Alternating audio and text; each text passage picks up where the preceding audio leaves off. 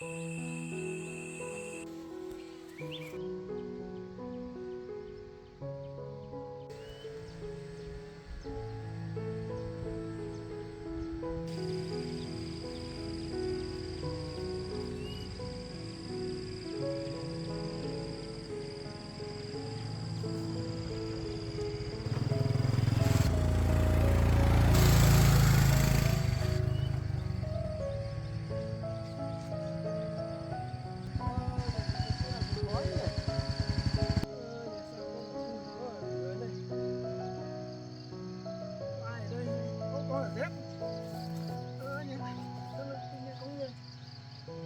đây? Ai sao lại ngủ trong này đây?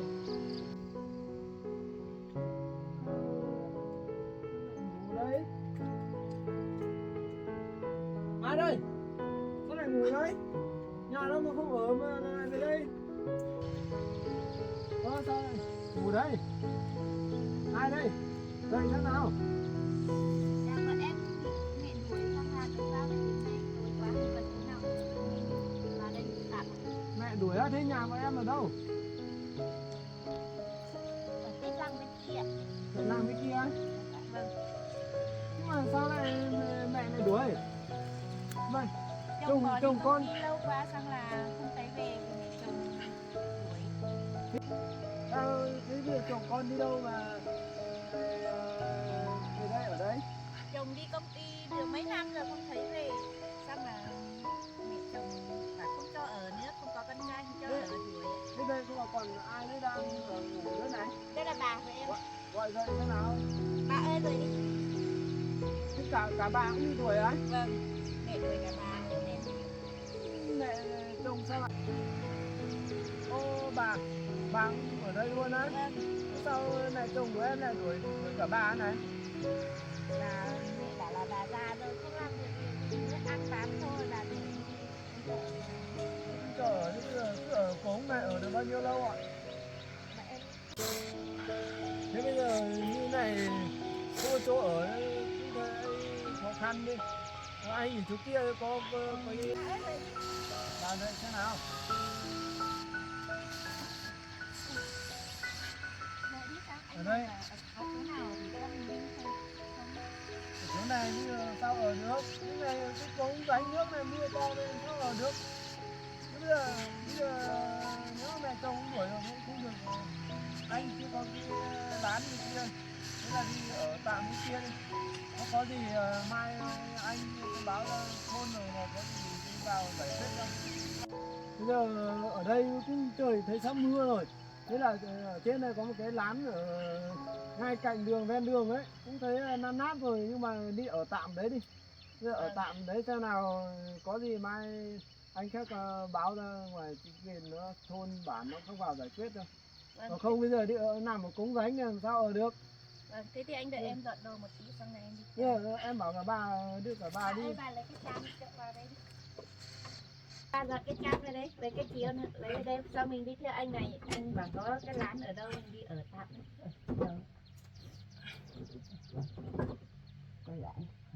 Thế ngủ đây được lâu chưa mà anh tình cờ qua đây mà thấy ở đây này. Bà ơi, bà lấy cái chăn ra đây đi. Thế bà ơi sao đây là cháu dâu của bà, thế con dâu của bà đuổi à? Vâng. Ồ, con dâu của bà, thế con trai của bà ở nhà không? Ừ. Con trai không ở nhà luôn á? Năm nay được bao nhiêu tuổi rồi? Hơn 80 tuổi rồi. Hơn 80 rồi hả? Ồ, thế nhiều tuổi lắm rồi, vất vả này. Thế con dâu lại đuổi thế này. Thế bây giờ bà cứ ra đây để tí cháu dẫn đi ở cái lán đi tạm thời. Xong là xem có gì mai bọn cháu sẽ vào đi nhờ bảo cả thôn đi vào giải quyết cho. Đấy em dọn đồ đi, dọn đồ lên đây. Xong là lên hẳn đường lên trên đi theo anh dẫn đi vào cái lán đi ở. Sang này mình đi theo anh này. Bà đi cẩn thận nhé.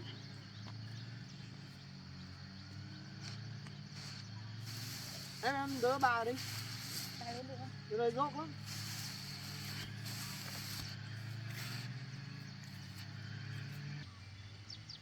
Thôi bây giờ lán nó cũng xa thế, bây giờ anh chở bà đi trước, bà yếu hơn nên anh chở bà đi trước. Bà ơi lên đây nào. Chở bà đi trước thì em đi bộ đi phía sau. Em đi bộ đi một đoạn đi để anh tính là anh đưa bà lên lên lên lên. Okay.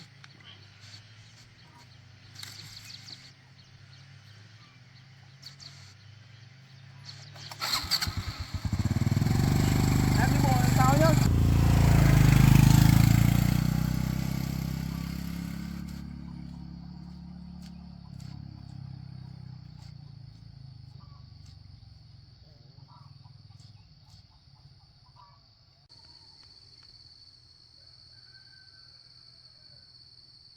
Đưa bà lên trên chưa? Bà đang ở trên như đậy.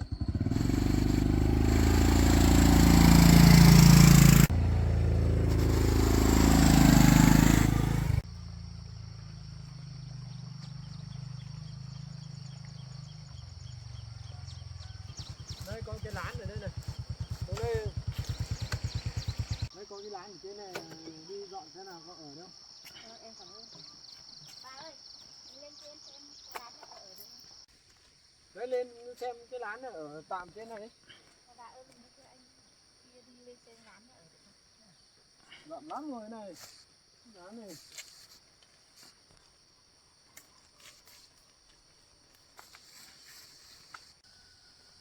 Nào dìu bà đỡ bà lên đây. Bà đi cẩn thận nhé. Đây có cái lán này xem ở tạm được không?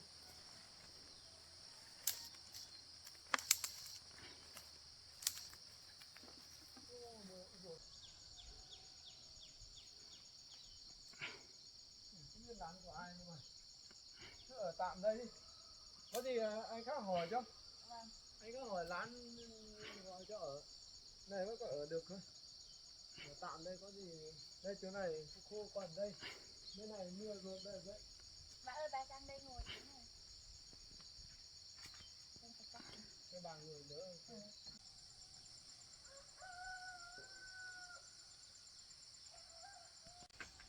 Đấy chỗ này khô này em. Hết em ngủ tạm đây.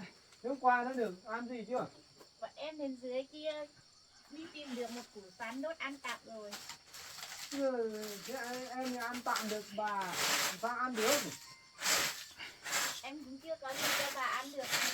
Khổ lắm anh ạ. Không có gì cho bà ăn, tí nữa có gì anh đi lấy được ít đồ về cho bà ăn tạm.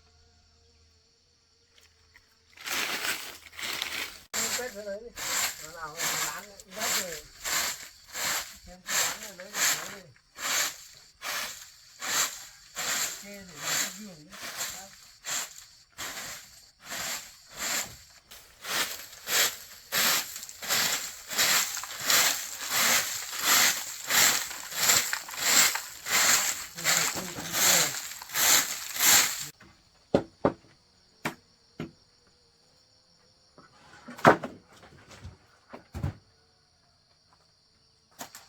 Đây mình giải tạm đây này.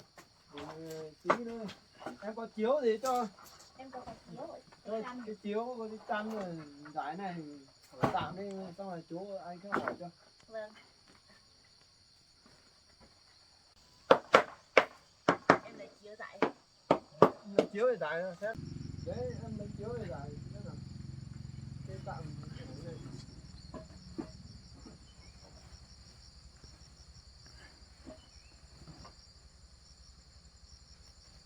Tí nữa nhóm tí lửa ở đây, nhóm tí lửa ở đây mà xem anh đi kiếm cái gì cho ăn còn không rồi này không ở được đâu.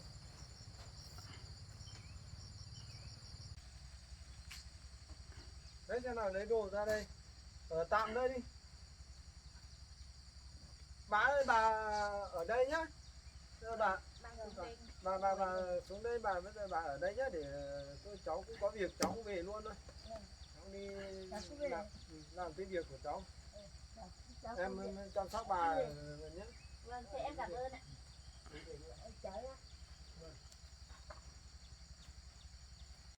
Bà ơi, mai hôm nay mình gặp được cái anh này tốt này, người tốt này, không mình ở dưới kia khổ lắm.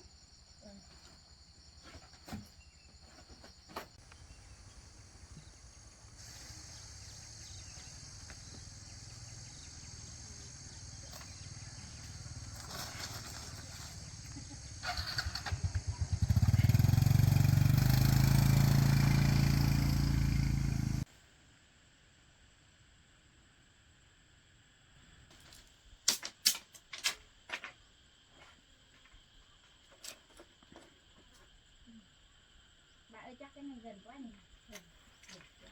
Đi ra đây.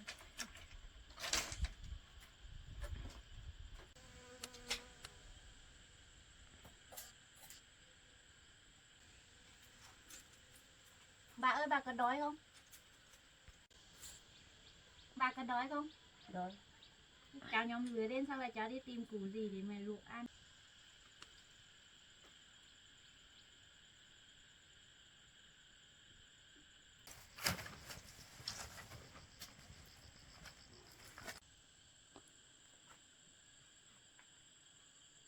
Bà ơi, bà ở đây sửa lửa nhé, cháu đi tìm củ gì để luộc ăn.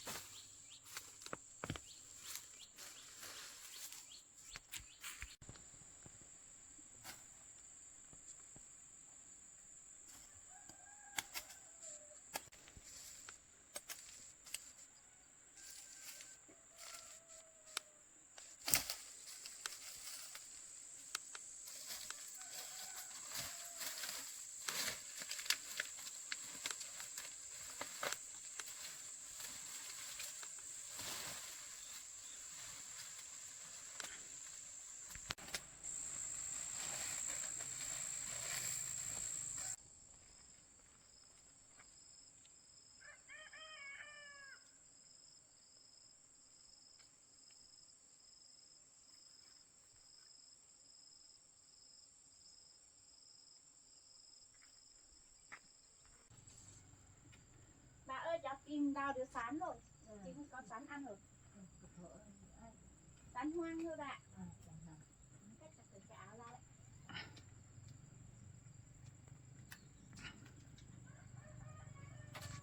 Là đốt lấy ăn thế nào thì luộc đấy. Tính nhau, nhưng mà cái này nhiều mình lấy một phần bé đốt nhỉ. Đốt 2-3 cái bé này.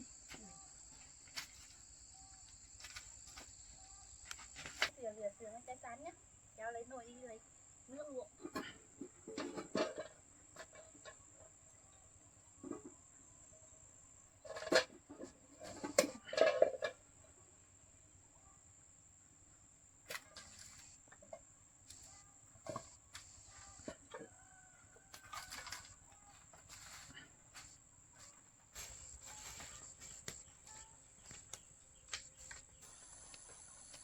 Có ruộng ở đây chắc có nguồn nước đấy.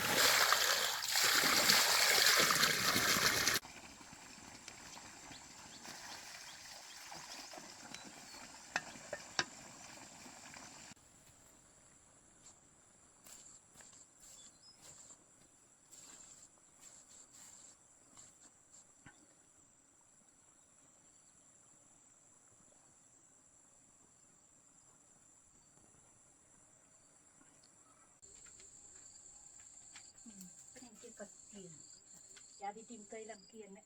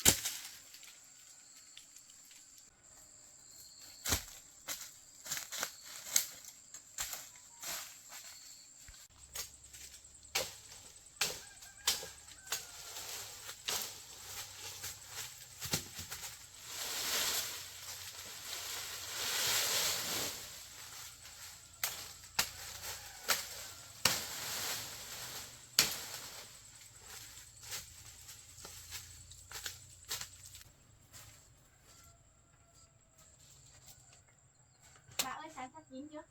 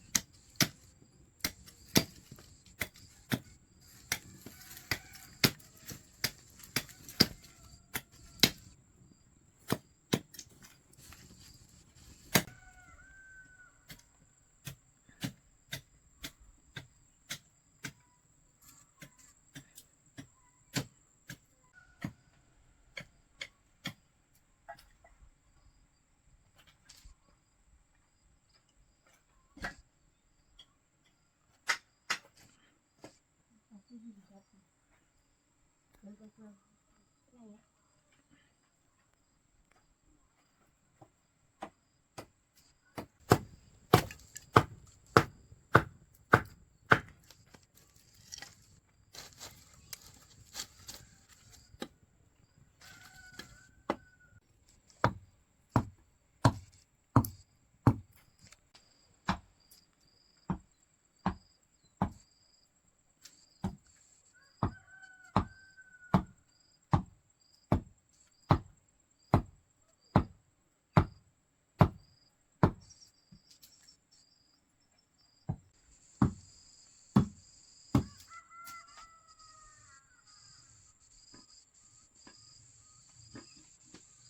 Bà này đấy bà.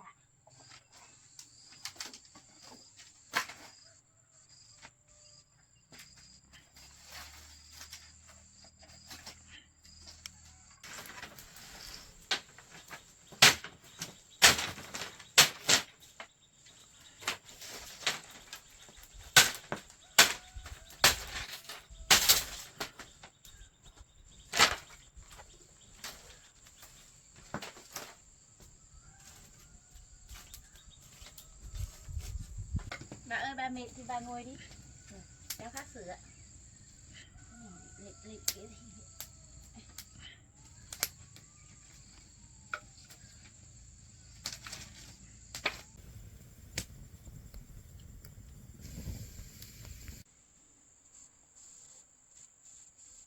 Bà ơi tối nay mình không đói rồi nhỉ, mình có sẵn ăn rồi.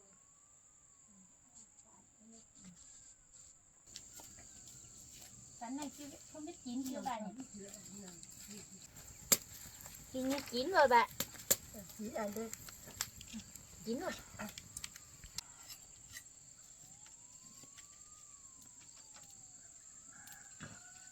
Cái này uống sôi rồi, sắp chín rồi đấy.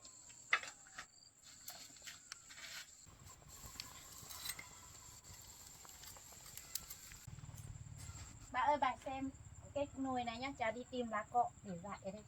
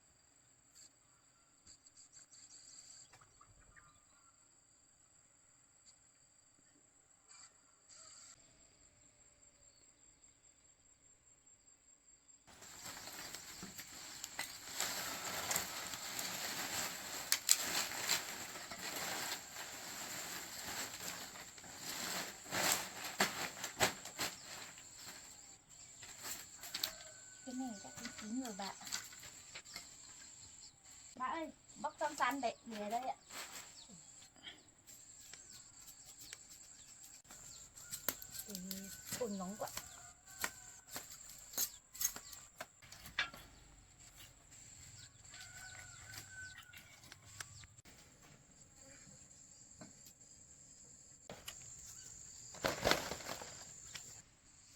Cái này chắc chín rồi bạn. Là về ra.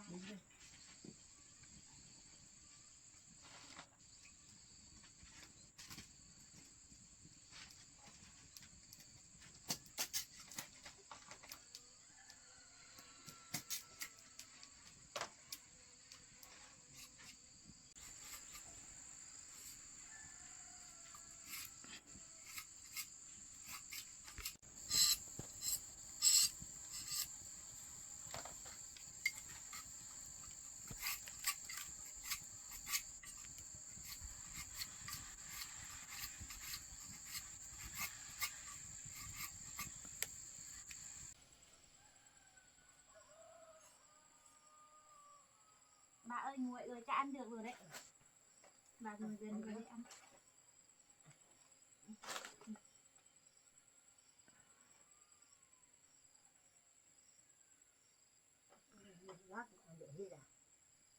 Cố ăn đi bà. Sắn này ngọt đấy.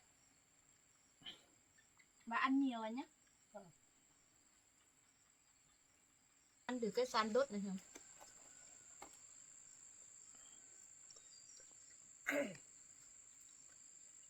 Cố gắng ăn nhiều một tí nhé.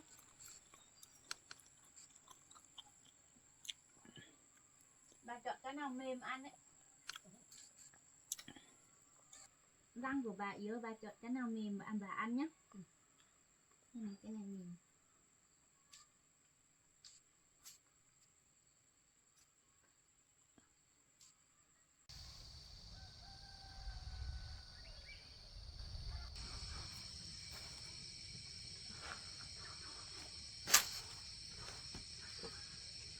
Bà ơi trời tối lắm rồi, tối nay chắc như vậy ngủ tạm ở cái lán này rồi. Ngủ đây thế. Bà ơi hai mình đi ngủ đi. Tối á. Bà ăn no chưa? No rồi đi ngủ đi. Bà đi ngủ đi, cháu đã canh cho bà.